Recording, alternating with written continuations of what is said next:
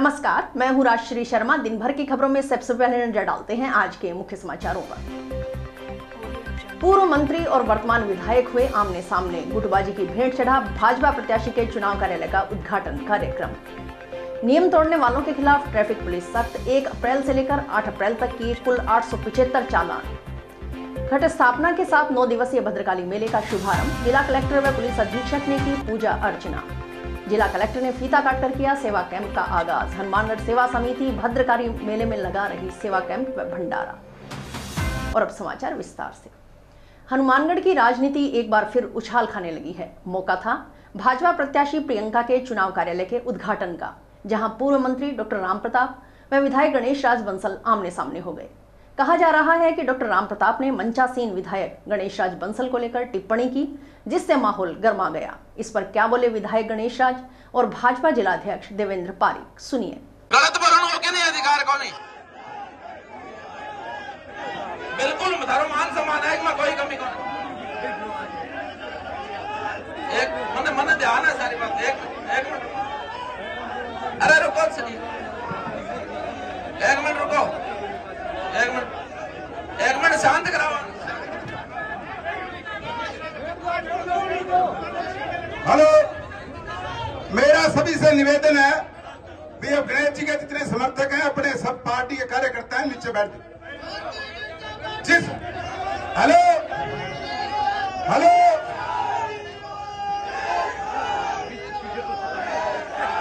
Hello मेरा आज Hanumangarh town में हमारे लोकसभा क्षेत्र श्री गंगानगर से भारतीय जनता पार्टी की प्रत्याशी श्रीमती प्रियंका जी बलान मेघवाल जी के चुनाव कार्यालय का उद्घाटन था। काफी मात्रा में क्षेत्र के मतदाताओं की भीड़ थी और मंच पर सभी भारतीय जनता पार्टी के प्रभारी जिलाध्यक्ष, पूर्व जिलाध्यक्ष और मैं भी बैठे हुए थे।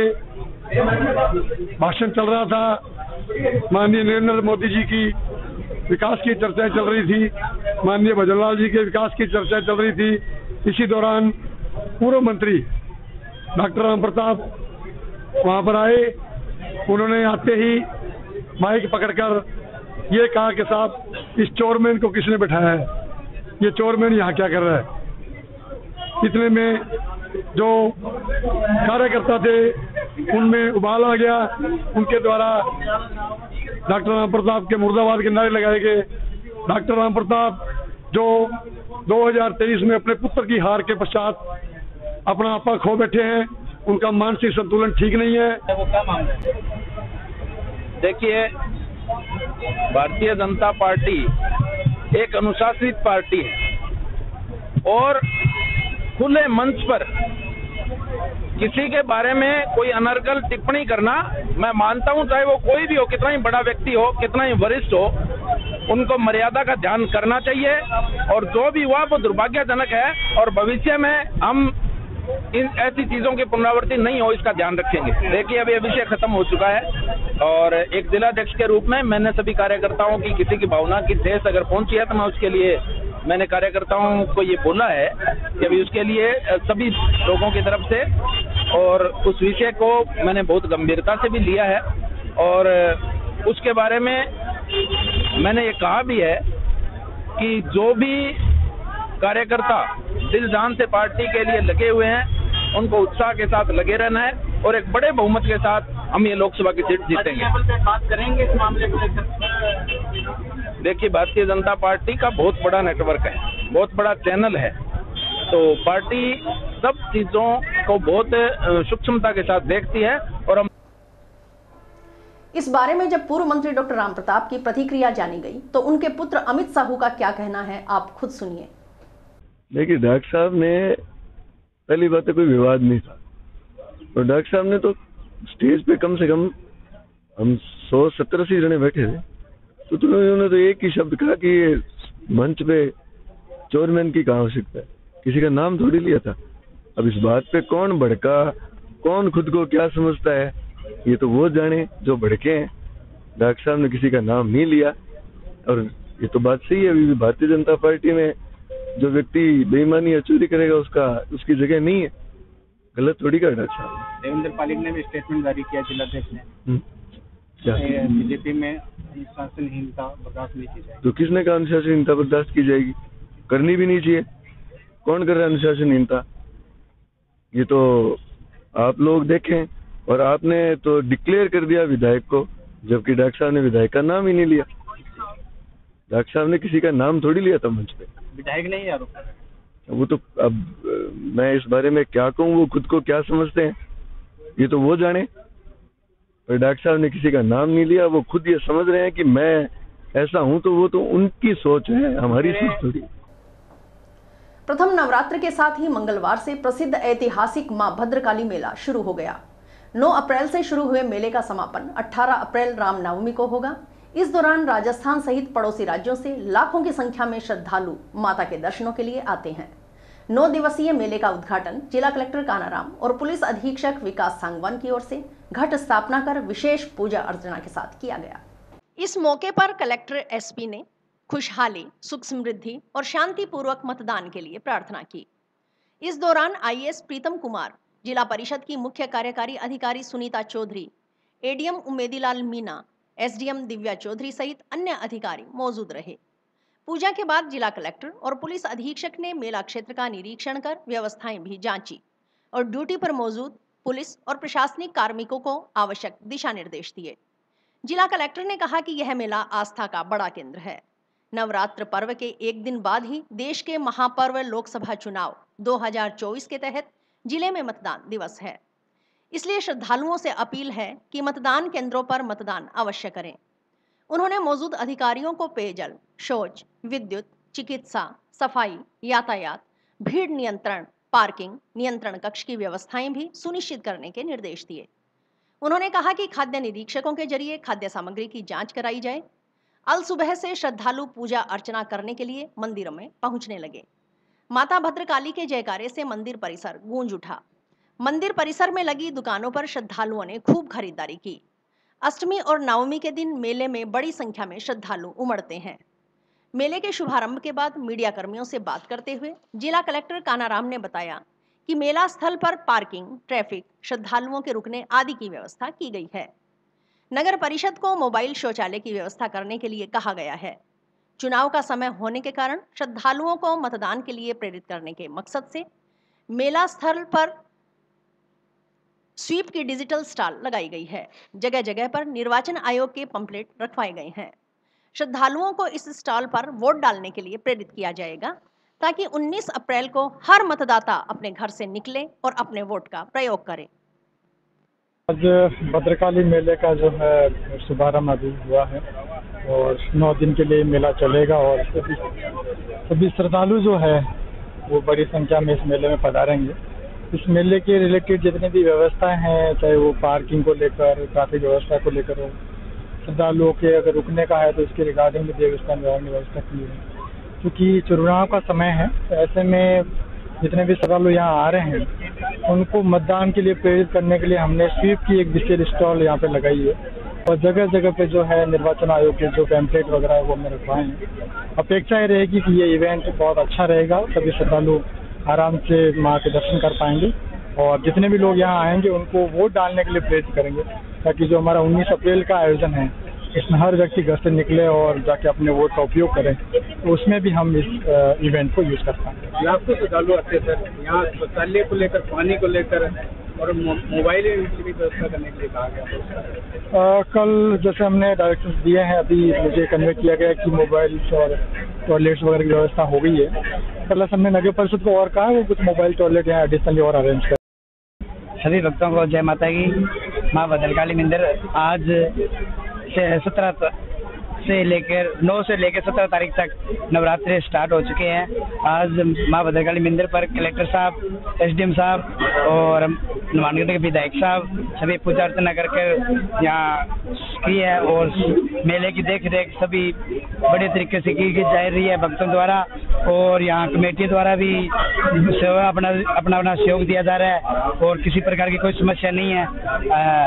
और आप सभी से यही निवेदन है कि भी घर में अपने पूजा पाठ पाठ करें, बढ़िया कन्या जमाएं और 17 तारीख से 9 से लेकर 17 तारीख तक और अपने पूजा पाठ करें।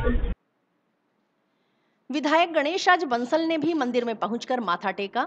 विधायक गणेश राज बंसल ने मेला स्थल पर श्रद्धालुओं के लिए की गई मूलभूत सुविधाओं को अपर्याप्त बताते हुए इसे देवस्थान विभाग की उदासीनता बताया। उन्होंने दूरभाष पर देवस्थान विभाग के गौरव सोनी को मौके पर बुलाया, लेकिन कोई अधिकारी नहीं पहुंचा तो विधायक नाराज हो गए। विधायक ने नगर परिषद के सहयोग से सफाई व्यवस्था सुचारू करवाने की बात कही। व्यवस्थाओं का बहुत बड़ा खेल है, जैसे शौचालय की व्यवस्था नहीं है, कोई मोबाइल टॉयलेट की व्यवस्था नहीं है, सफाई को लेकर भी नहीं है, पानी तक की व्यवस्था नहीं है। बस मेला शुरू हो चुका है, इसको लेकर क्या कहें? मेला शुरू हो चुका है, लेकिन ये देवस्थान विभाग की उदासीनता है कि जो यहाँ पर श्रद्धालुओं के लिए इन्होंने कोई किसी प्रकार की सुविधा नहीं की।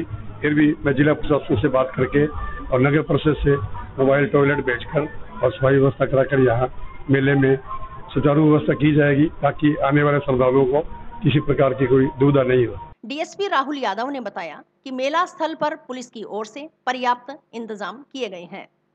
प्रतिदिन पुलिस के करीब 25 जवान सुरक्षा के दृष्टिगत मेला स्थल पर तैनात रहेंगे। 9 सीसीटीवी कैमरे लगाए गए हैं। इसके अलावा सादा वस्त्रों में भी पुलिस जवान तैनात किए गए हैं, जो जेब कतरों और अन्य शरारती तत्वों पर नजर रखेंगे। कंट्रोल रूम में भी संचालित किया जा रहा है। विपरीत परिस्थिति से निपटने के लिए पुलिस प्रशासन चाक चौबंद और तैयार है। ये माँ भद्रकाली का जो मेला है 9 तारीख से 17 तारीख तक इसका आयोजन हो रहा है। इसमें पुलिस की तरफ से पर्याप्त इंतजाम किए गए हैं। करीब 25 जवान प्रतिदिन यहाँ सुरक्षा में मुकीम रहेंगे। 9 सीसीटीवी कैमरे इसमें लगाए गए हैं। इसके अलावा सादा वस्त्रों में भी मुलाजमान तैनात हैं, जो कि जेब कतरों वगैरह पर अन्य शरारती तत्वों पर नजर रखेंगे। बाकी पुलिस और प्रशासन जो है हर किसी भी विपरीत परिस्थिति निपटने के लिए पूरी तरह चाक चौबंद और तैयार है। जिला प्रशासन की ओर से मेला स्थल पर स्वीप की डिजिटल स्टॉल लगाई गई है। यहाँ श्रद्धालुओं को मतदान का संकल्प दिलाया जाएगा। उन्हें निर्वाचन प्रक्रिया और मोबाइल ऐप की जानकारी मिलेगी। जागरूकता के लिए मंदिर परिसर में विभिन्न स्थानों पर मतदान संबंधित पोस्टर चस्पा किए गए हैं। स्टॉल में मतदान प्रतिशत बढ़ाने के लिए आयोजित की जा रही स्वीप गतिविधियां दर्शाई गई हैं। जिला कलेक्टर और पुलिस अधीक्षक मेला स्थल का निरीक्षण करने के दौरान इस स्टॉल पर पहुंचे और आवश्यक दिशा निर्देश दिए। जिला परिषद सीईओ सुनीता चौधरी ने बताया कि स्टॉल पर मॉडल के जरिए बताया जा रहा है कि बूथ कैसा है। सेल्फी पॉइंट लगाया गया है। एलईडी वैन पूरे गांव में सुबह शाम भ्रमण करेगी, जो आइकॉन के मोटिवेशनल स्पीच आदि बताएगी। मेले के अंदर ये लगाया गया है कि यहाँ पे सबसे ज्यादा फुटफॉल है, तो लोग बाग जो अपने इलेक्शन कमीशन के वेरियस ऐप्स हैं और अपनी जो कार्रवाइयाँ हो रही हैं, जो गतिविधियाँ हो रही हैं स्वीप के तहत, उनको यहाँ पे दर्शाने के लिए, लोगों को इनके साथ जोड़ने के लिए कि ये आम जन इसमें जुड़े और ज्यादा से ज्यादा इन ऐप्स का उपयोग करें, इनकी जानकारी ले, इसके लिए हमने ये स्टॉल लगाई है। इसमें क्या क्या है? इसमें एक तो मॉडल है कि बूथ कैसा होता है, लोग बाग कैसे सज धज के जाते हैं, उसको कैसे लाइवली बनाते हैं, और ये जितने भी हमारे पोस्टर्स और सामग्री आई है उन पे क्या क्या लिखा है वो दर्शाया गया है। हनुमानगढ़ सेवा समिति की ओर से भद्रकाली मेले में श्रद्धालुओं की सुविधा के लिए लगाए गए 9 दिवसीय सेवा कैंप का शुभारंभ मंगलवार को प्रथम नवरात्र के मौके पर जिला कलेक्टर कानाराम की ओर से फीता काटकर किया गया। इस मौके पर पुलिस अधीक्षक विकास सांगवान, डीएसपी राहुल यादव सहित अन्य अधिकारी मौजूद रहे। सेवा कैंप के शुभारंभ के बाद समिति कार्यालय में पहुंचने पर विधायक गणेश राज बंसल, जिला कलेक्टर, एसपी सहित पुलिस और प्रशासन के अन्य अधिकारियों का समिति पदाधिकारियों की ओर से शाल ओढ़ाकर व स्मृति चिन्ह प्रदान कर सम्मानित किया गया। सभी ने समिति की ओर से किए जा रहे सेवा कार्यों की सराहना की।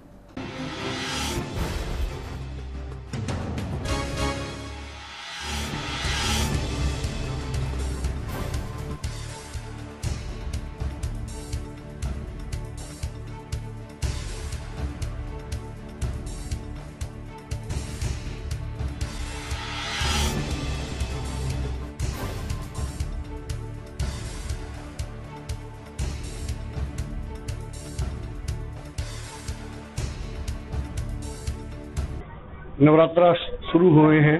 आज प्रथम नवरात्रा है, तो आज माता भद्रकाली जी के मंदिर में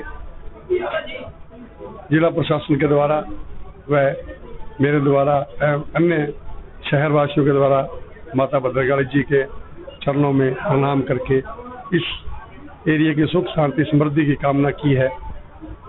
मैं सभी श्रद्धालुओं को नवरात्रों की शुभकामना देता हूं और माता भद्रकाली जी से यही विनम्र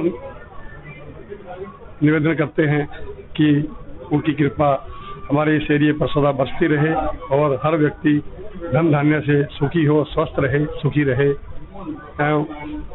इस भद्रकाली मेले में हनुमानगढ़ सेवा समिति के द्वारा निःशुल्क सेवा भावना से यहाँ पर सेवा की जाती है। 10 दिन यहाँ सेवा करते हैं और भंडारा भी लगाया जाता है ताकि आने जाने वाले श्रद्धालुओं को इसकी सुविधा बनी रहे। मैं हनुमानगढ़ सेवा समिति के सभी सदस्यों को ये साधुवाद देता हूँ और उन्हें भी शुभकामना देता हूँ कि आप ये जो सेवा कर रहे हैं ये अविस्मरणीय सेवा है और ये वर्षों से जो सेवा कर रहे हैं बहुत ही सुखप्रद है। आज दिनांक 9 अप्रैल को मां भद्रकाली का मेला प्रथम नवरात्रा पर शुभारंभ श्रीमान जिला कलेक्टर के कार्यक्रमों द्वारा भारत क्लब के 9 दिवसीय कैंप का उद्घाटन श्रीमान जिला कलेक्टर के कार्यक्रमों द्वारा किया गया। इस 9 दिवसीय कैंप में भारत क्लब द्वारा 18 अप्रैल 1984 से लगातार आज तक खोया बया केंद्र, जूता घर, व्हील चेयर, चिकित्सा व्यवस्था, जल की व्यवस्था, सुरक्षा व्यवस्था इत्यादि व्यवस्थाएं वह भंडारा 9 दिन के लिए पहले नवरात्र से लेकर अष्टमी तक कंटिन्यू मां के श्रद्धालुओं के लिए यहाँ लंगर की व्यवस्था की जाती है। समिति के लगभग 100 कार्यकर्ता 9 दिन तक अपनी पूर्ण सेवाएं भद्रकाली मेला क्षेत्र में देती हैं। मैं आपके माध्यम से प्रशासन से ये निवेदन करना चाहूंगा कि सरकार के स्तर पर इस मेले में कुछ जो अव्यवस्थाएं हैं, जैसे तो विशेषकर महिला शौचालय की बहुत बड़ी भयंकर समस्या है, जिसके लिए महिलाओं को शर्मिंदा होना पड़ता है। पीने के पानी की कोई व्यवस्था नहीं है, उसके लिए भी सरकार को यहाँ कोई प्रयास करना चाहिए। भद्रकाली मेला क्षेत्र एक पैटर्न की दृष्टि से भी विकसित हो सकता है, इसके लिए भी देवस्थान विभाग को प्रयास करने चाहिए। मैं श्रीमान जिला कलेक्टर महोदय से भी ये निवेदन करूंगा आपके माध्यम से कि ये व्यवस्थाएं करवाएं। मेला क्षेत्र में सफाई व्यवस्था की एक अत्यंत आवश्यकता जो है उसकी भी नितांत कमी है, कृपया पूर्ण करवाने का कष्ट करें। यातायात नियमों की उल्लंघन करने वाले के खिलाफ ट्रैफिक पुलिस सख्ती से पेश आ रही है। ऐसे वाहन चालकों के खिलाफ नियमानुसार कार्रवाई अमल में लाई जा रही है। इस माह के आंकड़ों पर नजर डालें तो यातायात पुलिस की ओर से 1 अप्रैल से लेकर 8 अप्रैल तक कुल 875 चालान किए गए हैं, जबकि कुल 21 वाहन सीज किए गए हैं। कुल किए गए चालानों में ओवर स्पीड के 31, शराब पीकर वाहन चलाने पर 8, हेलमेट न पहनने पर 42, काले शीशे वाले वाहनों के 86, सीट बेल्ट न लगाने पर 25, रेड लाइट क्रॉस करने पर 106, बिना नंबर प्लेट वाहनों के 220, नो पार्किंग के 66, मोबाइल पर बात करने पर 11 चालान किए गए हैं। यातायात प्रभारी ने बताया कि ट्रैफिक नियमों की उल्लंघना करने वाले वाहन चालकों के चालान किए जा रहे हैं, साथ ही समझाइश की जा रही है। बसों में अधिक सवारियां बैठाने पर भी चालान किया जाता है। इस संबंध में स्टाफ को भी निर्देश दिए गए हैं। बस ऑपरेटरों को भी ओवरलोडिंग बसें न चलाने को कहा गया है। कुछ मशीनें खराब होने के कारण ई चालान करने में दिक्कत आ रही है। यातायात प्रभारी ने बताया कि सड़क हादसों में कमी लाने के मकसद से सख्ती की जा रही है। उन्होंने गुड सैमरिटन की जानकारी देते हुए कहा कि सड़क दुर्घटना में घायल व्यक्ति की मदद करने में घबराएं नहीं। सड़क दुर्घटना में घायल को तुरंत अस्पताल पहुंचाने में मदद करें। मदद करने वाले व्यक्ति को पुलिस या अस्पताल प्रशासन की ओर से परेशान नहीं किया जाएगा। मौके पर सहायता करने पर 5,000 रुपए का इनाम प्रदान किया जाएगा। उन्होंने बताया कि भद्रकाली मेले में ट्रैफिक व्यवस्था के लिए 2 शिफ्टें लगाई गई हैं। भीड़ बढ़ने पर और व्यवस्था की जाएगी। मेले में दारू पीकर वाहन चलाते पाए जाने वालों के खिलाफ कार्रवाई की जाएगी। उन्होंने मेले में आने वाले श्रद्धालुओं से यातायात व्यवस्था सुचारू रखने में सहयोग की अपील की। जी सर, ये जो ओवरलोड बसेस चला रहे हैं, अंदर सवारी ज्यादा भर लेते हैं, बाहर भी सवारियां लटकते नजर आ रही है, तो ऐसे पे क्या कार्रवाई चल रही है? ये इनका नियम है सर, चालान कर रहे हैं और ओवरलोडिंग उनको समझाइश भी कर रहे हैं, भी आइंदा नहीं करें। और सवारी का भी, ज्यादा सवारियों का चालान भी कर रहे हैं। बिल्कुल, हमारे स्टाफ को भी दिए हैं, रोल कॉल में भी सुनाया गया है भी ओवरलोडिंग बसें न चलाई जाए, ज्यादा सवारियां ओवरलोडिंग का चालान किए जाए। ये कुछ मशीनें खराब है, वो भेजी हुई है, कुछ ठीक है, एक आधी कोई ठीक है, वो ठीक हो गया जाती है, वो उसे चालान भी प्रॉपर करेंगे। मजदूरी दरों में बढ़ोतरी करने की मांग को लेकर हड़ताल पर चल रहे जंक्शन अनाज मंडी के मजदूर, लंबरदार व पल्लेदार मंगलवार को तीसरे दिन वार्ता में सहमति बनने पर काम पर लौट आए। मंगलवार को कृषि उपज मंडी समिति कार्यालय में प्रशासन, व्यापारियों व मजदूरों की वार्ता हुई। वार्ता में एडीएम उम्मीदीलाल मीना, कृषि उपज मंडी समिति सचिव सीएल वर्मा, व्यापारिक संगठनों के पदाधिकारी व मजदूर यूनियन के प्रतिनिधि मौजूद रहे। वार्ता में मजदूरी दरों में 3% बढ़ोतरी पर सहमति बनी।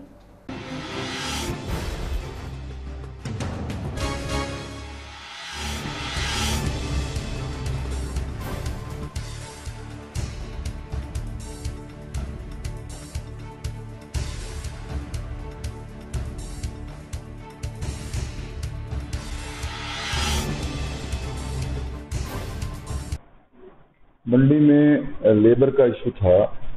जो पल्लेदार की लेबर है, जो उठाव करती हैं, उन्होंने 4-5 रोज पहले ये कहा भी हमारी लेबर बढ़ाई।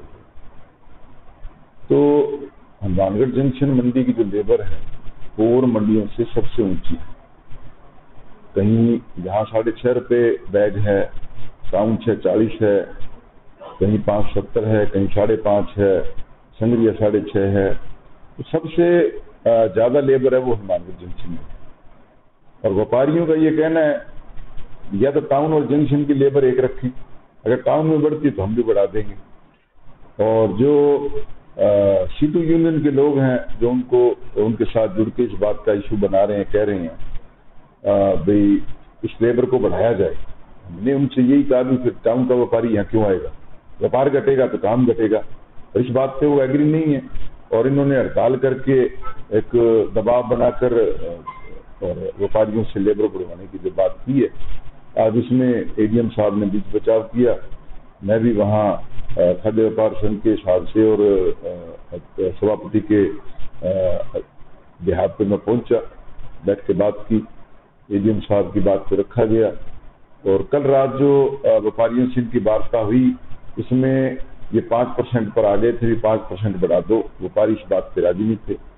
तो एडीएम साहब और हमने इसमें बीच बचाव करके पहले 2.5% किया, फिर 3% पे उनको लेबर उनकी बढ़ा दी गई है और उसके बाद सुचारू रूप से काम मंडी में शुरू हो गया। हनुमानगढ़ जंक्शन की अनाज मंडी में 2 दिन से एतवार, सोमवार 2 दिन से हड़ताल चल रही थी और आज 2 दौर की वार्ता पहले विफल हो चुकी थी। आज एडीएम साहब यहाँ मंडी में कार्यालय में पहुंचे और सीएल वर्मा, व्यापारीगण और मजदूर यूनियन के अध्यक्षता के बीच में मजदूरों की जो मांगे थी उनका बड़ा बढ़िया तरीके से समाधान हो गया है। जो मांग थी वो 3% की बढ़ोतरी जो है वो हुई है और इसी के साथ मंडी की व्यवस्था सुचारू बनाए रखने के लिए, भाईचारा बनाने के लिए तमाम जो बातें हुई हैं।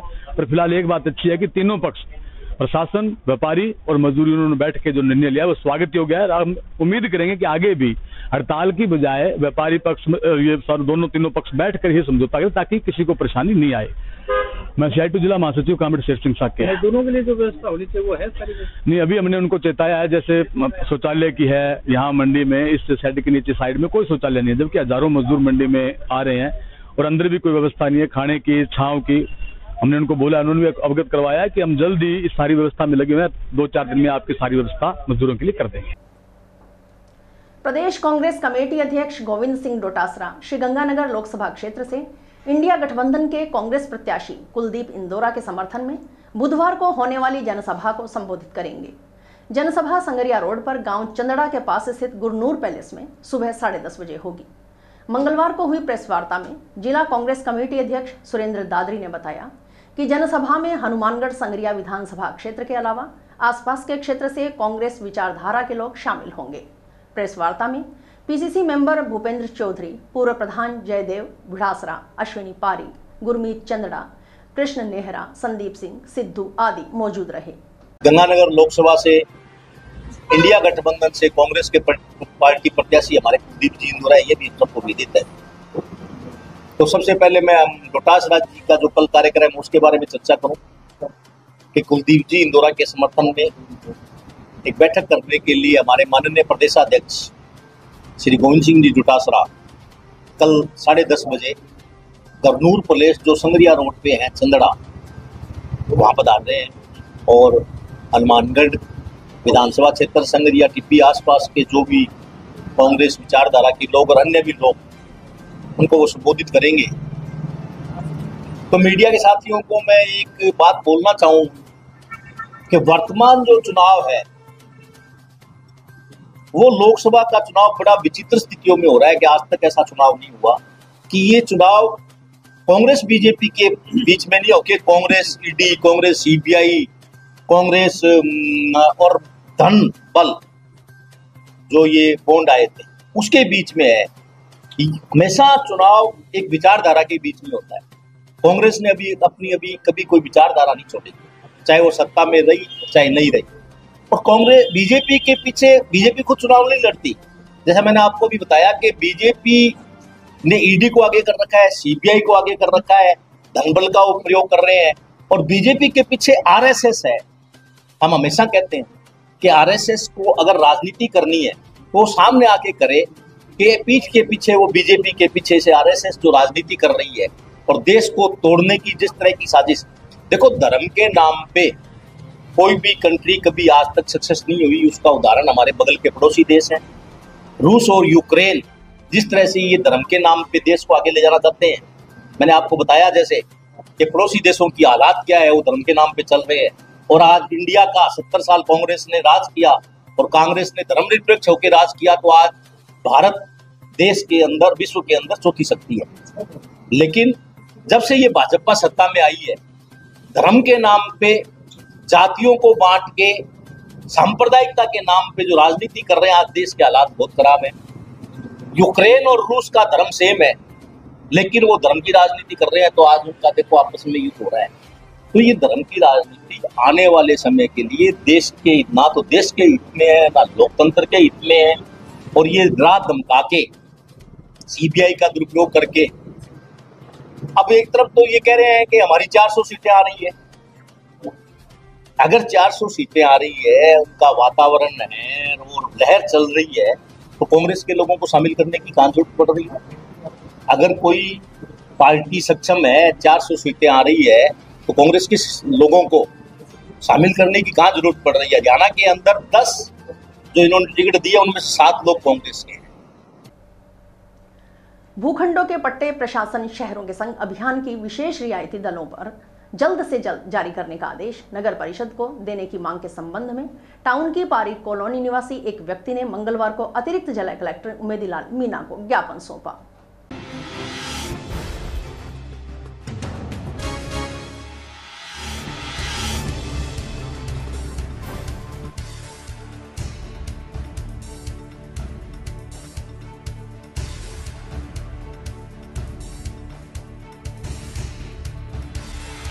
मेरी हनुमानगढ़ टाउन में पारी कॉलोनी की सर 2 पट्टों की फाइल जमा थी नगर परिषद हनुमानगढ़ टाउन में, और मैंने सर आज से 5 महीने पूर्व और जो योजना चल रही थी राज्य सरकार की, उसका लाभ लेने के लिए छूट में मैंने फाइल जमा करवाई थी सर।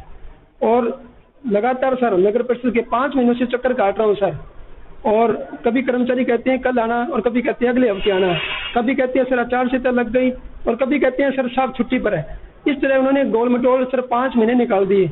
और आज सर दोनों पट्टों का जो सही जो जायज जो सर शुल्क था, विकास शुल्क, वो 22,000 रुपये था दोनों पट्टों का।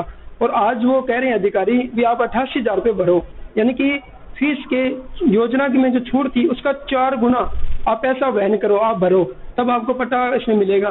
तो सर आप ये बताइए, आम आदमी कोई भी है चाहे मेरे जैसा, वो योजना का लाभ लेने के लिए जब पट्टा अप्लाई करता है और उसके बाद में उसको 4 गुना पैसा भरने के लिए कहा जाता है, तो वो 4 गुना पैसा सर कहाँ से लेके आएगा? उसका क्या कसूर है? वो तो पिछले 5 महीनों से चक्कर काट रहा है नगर परिषद का। और सर आज मैं एडीएम साहब से मिला हूँ इस बारे में और उन्होंने मुझे आश्वासन दिया है इस समस्या का हल जल्द होगा सर। ग्राम पंचायत 22-23 एनडीआर में घर में हुई चोरी की वारदात को अंजाम देने वाले आरोपियों से चोरीशुदा सामान बरामद न होने से नाराज ग्रामीणों ने मंगलवार को टाउन पुलिस थाना परिसर में प्रदर्शन किया। इस संबंध में ग्रामीणों की डीएसपी व थाना प्रभारी से वार्ता हुई।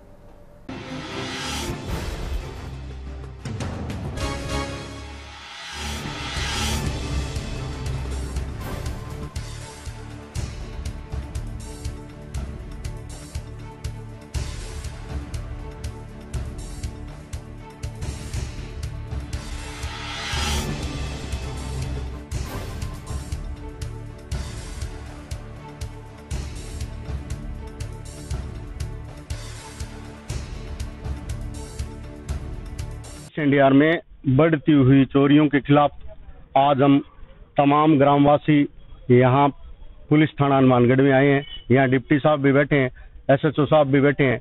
लगातार 22 एनडीआर और 22 एनडीआर क्षेत्र के अंदर चोरियां बढ़ रही है। चोरियां किसान के खेतों में कृषि यंत्र, घरों से चोरियां, नकदी चोरियां, सोना चोरी, इस तरह की वारदात आम हो चुकी है और पुलिस पता नहीं कहाँ घूम रही है। हमने मुलजिम पकड़वा दिया, आज 5 दिन हो गए। मुलजिमों से कह रहे हैं पूछताछ कर रहे हैं।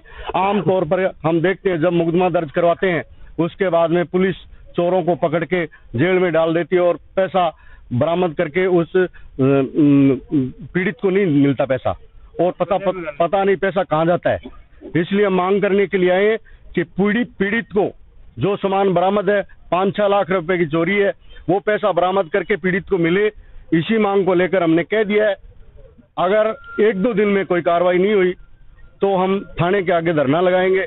पुलिस अभी गुमराह कर रही है, चुनाव का हवाला देकर, आचार संहिता का हवाला देकर। हम किसी आचार संहिता से डरने वाले नहीं है, इनको पता है। हम यहाँ इस थाने के सामने धरना लगाएंगे और धरने से भी हम उससे आगे की कार्रवाई करेंगे, चाहे वो रास्ता रोकने का मामला हो, चाहे रेल रोकने का मामला हो। हम वो सारे आंदोलन को तेज करने के सारे हथकंडे अपनाएंगे। भय मुक्त मतदान को लेकर सुरक्षा बलों की ओर से मंगलवार को नोहर में फ्लैग मार्च किया गया। पुलिस उप अधीक्षक ईश्वर सिंह व थाना अधिकारी ईश्वरानंद के नेतृत्व में शहर के प्रमुख मार्गों से पुलिस व सुरक्षा बलों का फ्लैग मार्च गुजरा। इस संबंध में डीएसपी ईश्वर सिंह ने बताया कि लोकसभा चुनाव को देखते हुए भय मुक्त मतदान के लिए नोहर शहर के अलावा ग्रामीण क्षेत्रों में भी फ्लैग मार्च निकाला गया है, जिसके तहत मतदाताओं से भय मुक्त मतदान करने की अपील की गई।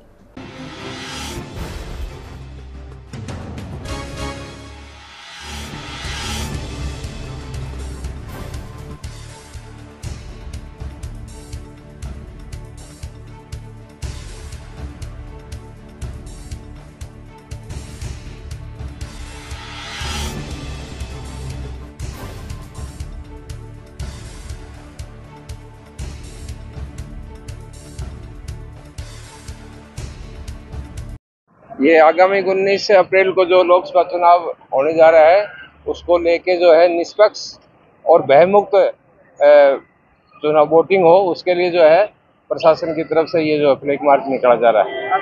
हमने ये गांव भूकर का, भगवान, देईदास, सोनड़ी वगैरह, बिरकाली, नगराश्री वगैरह गांव में जो है काफी गांव में आज फ्लैग मार्च किया है, अभी नोर में कर रहे हैं। और इसी के साथ समाचार समाप्त हुए। रोजाना देखते रहिए समाचार। नमस्कार।